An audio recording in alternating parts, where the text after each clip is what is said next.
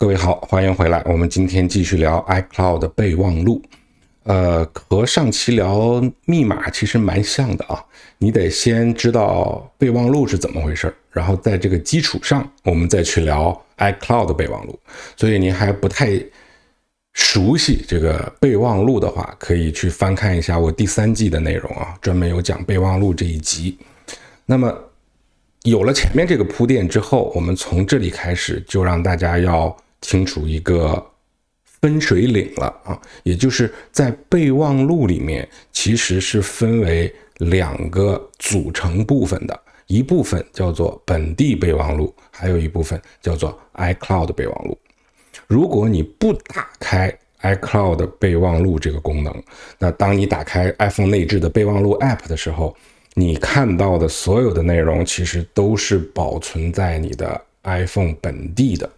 那这样的不好之处就是在于，第一，你只能在你的手机里能看到，如果你有你的 iPad， 你有你的 Mac 电脑，那你都是没办法看到这些备忘录的。那第二个呢，如果你手机没带，你也没有办法通过 iCloud.com 的方式去访问你的所有备忘录。那第3个呢，就是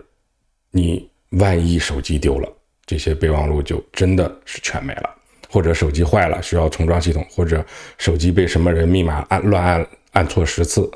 那系统就自动抹掉了，那你的备忘录也就全没了。所以其实非常不建议大家用这样的方式把备忘录这种比较重要的个人信息只存在这个手机的本地，还是希望大家能够通过云端啊这种比较现代化的一些方式去保存。那其实备忘录的云端这一部分啊，它不仅仅支持 iCloud 备忘录，它可能还会支持比如说Outlook 备忘录，可能会支持 Gmail 备忘录，可能会支持这个甚至163备忘录等等等等。那基本上来说啊，当你成功的通过这个 iPhone 的邮件 App 或者在 iPhone 的设置里面，你去成功的绑定了一个电子邮箱的时候，大概率上这些电子邮件的服务提供商都会顺便给你一个云端备忘录的功能。那么这个云端备忘录它也是集成在你 iPhone 的备忘录 App 里面的。所以如果我在 iPhone 的邮件 App 里面绑定了3个电子邮件，这不多吧？绑定了3个电子邮件，那么如果我把这3个电子邮箱所提供给我的所有功能开关全部是打开的话，你在你的备忘录里面其实是有4个组成部分的，分别是这3个邮箱加1个本地。这个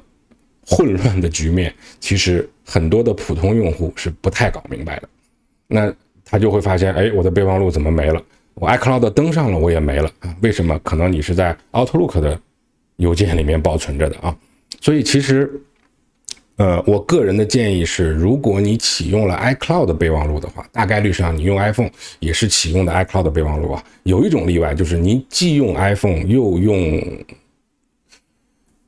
也不能说用安卓啊，因为现在国内的安卓你也不能登录谷歌账户，如果不用一些特殊手段的话，对吧？就是你既用 iPhone 又用原生安卓吧，我们这么说好了啊。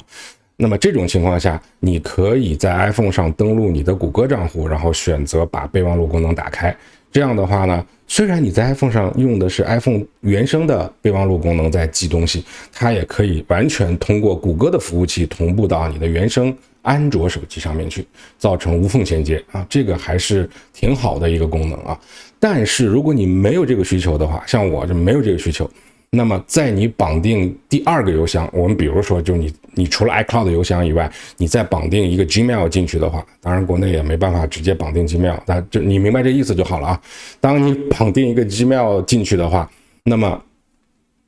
它在绑定成功，用户名密码全部验证通过之后，一定会给你几个开关邮箱服务、这个日历服务、通讯录服务，还有这个备忘录服务，大概是这几个。那么这种情况下，就建议你把所有的除了邮箱服务以外的开关全部关掉，避免造成云端备忘录的混乱。那只保留一个云端备忘录的账号是比较简单且明智的。除非你有确切的需求，我用到2个以上，或者与此同时呢，你还要有足够的知识跟操作能力，去很好的脑子很清晰的去管理啊，我哪一些是比如说工作的，我就要保存在 Outlook 账户上面，私人的我就要保存在 iCloud 账户上面，工作跟私人我都要上云端。那这个是能办到的，但是你脑子必须清晰啊，千万别写错了。就像我们现在发信息的时候不小心发错人了啊，这个还是蛮常见的事情啊。就是先把这个一些注意事项说在前面啊。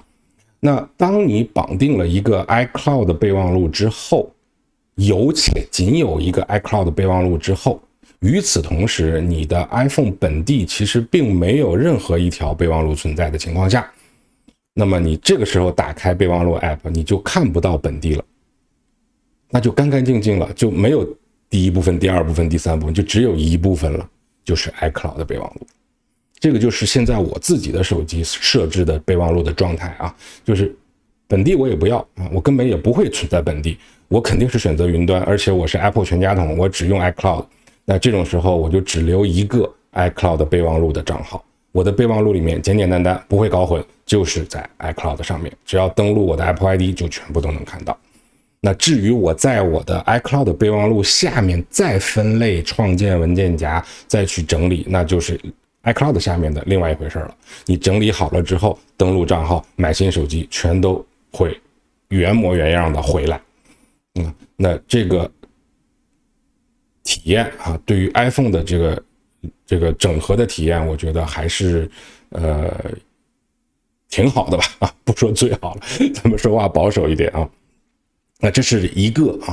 备忘录的云端备忘录的功能。那第二个云端备忘的功能，你为什么要用云端备忘录？这个其实跟云盘一样的，我们讲 iCloud 开头的东西，其实都少不了一个分享2字啊。我也非常赞同这样的一个功能设计，因为我们用 iPhone 的本质还是要加强人与人之间的沟通。比如说你有很多时候你就是要给别人分享一篇文章的，而且是你自己写的文章，你写在备忘录里可能会比你发在信息里面要好得多，甚至比你写在邮件里面要好得多。因为备忘录它是有合作或者说你说协作的功能的，任何一条备忘录你都可以通过点击分享按钮来去把它生成一个专属的 iCloud 链接。那这个链接你也可以变成公共的链接，你也可以去邀请特定的用户加入这一条备忘录。那这种情况下呢，你就出现了一个合作的界面。那每一个用户如果你都把它打开，当然你可以不打开，你只让他们看，这也是可以的。但如果你把每一个用户都打开了更改权限的话，那也就是说我们几个人可以共同完成这一条备忘录了。那比如说我举个例子啊，咱们一起去开会，一起要做一些会议记录，可能这个会开的比较长，那每人记10分钟，那我记前10分钟，你记后10分钟，他再接下来记10分钟，这是可以的。那当我记完了前10分钟，可能2段3段之后，我就歇着了。这个时候我把手机放在那边，我就自己看着，我的手机自己那个字就蹦出来了，就谁写的，他写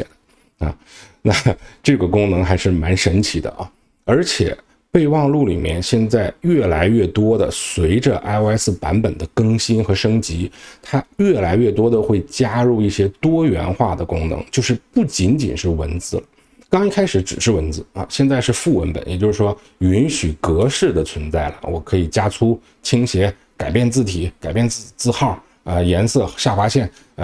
波浪线等等，这个可以加进去了。那再往后呢，我们备忘录加入了绘画功能。也就是说，如果你是用 iPad 的话，你可以用手写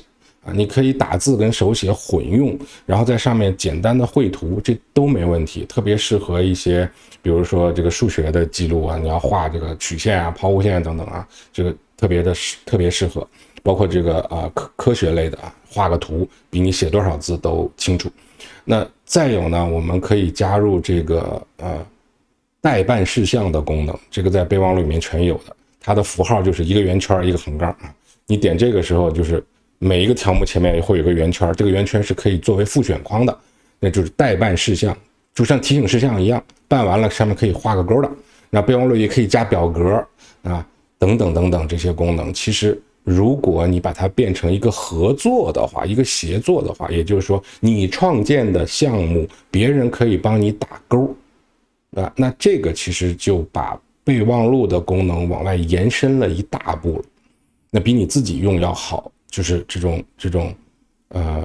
协作性吧，要强得多得多。那如果你要用到这些功能，那你一定是要打开 iCloud 备忘录这个功能的。如果你只有本地，那你只能自己一个人用这些功能啊，你就失去了所有的合作的这些功能了。好，那我想这个就是关于 iCloud 备忘录啊，我想跟大家分享的一些简单的内容啊。还是那句话啊，关于 iCloud， 由于它涉猎的太庞杂，而且对于云端这种东西，它有任何的更新，可能不一定会什么开个大会啊，去通知所有的用户啊。那么就是难免有疏漏啊，甚至也有一些是我可能是知道的，但是在录视频的时候我没想到。所以关于 iCloud 这一季的节目，我非常期待各位的一些基于自己的一些分享，对我有一些补充或者是有一些问题想要去问啊，大家在评论区里面形成一个讨论的氛围，这个是我非常希望看到的。那非常感谢大家的观看和关注，我们下期再见。